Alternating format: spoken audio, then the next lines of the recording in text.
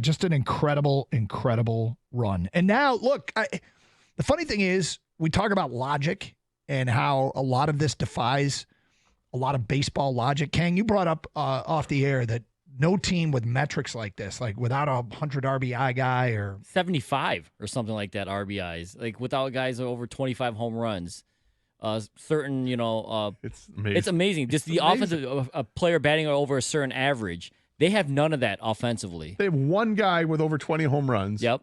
It's Riley Green. They have one guy with over 70 runs driven in. It's Riley Green with 74. Yep. They have nobody hit 300 this year. Bam. Kerry Carpenter led the way with a 284 batting average. But on paper. And then and then you go for who had above average OPS. Matt Vierling, Parker Meadows, Riley Green, and Kerry Carpenter. And Kerry Carpenter was special with a 932 OPS. Yeah.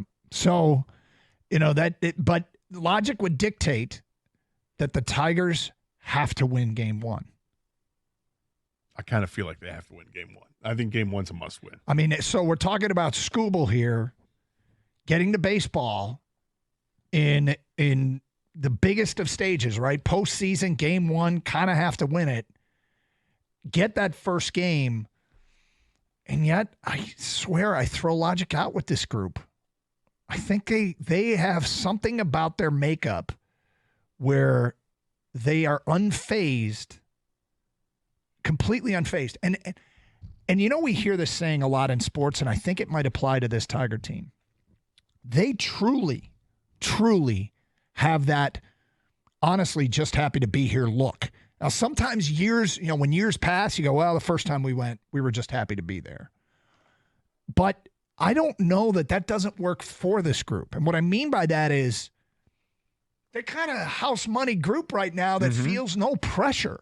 How these young kids down the stretch didn't seem to cave under the pressure, because they didn't cave at all. No, they took the pressure and they either rechanneled it or whatever. Whether it was brilliance of AJ or just these guys are immune to it. I think being just happy to be there can work in your favor as well, because they're going to go out and do what they've been doing. Worry about this game, this next pitch, this next inning. And all those cliches that they keep using over and over again so much that you're starting to believe that that's exactly some of the secret sauce. You know who led the Tigers in games played this year? Wow.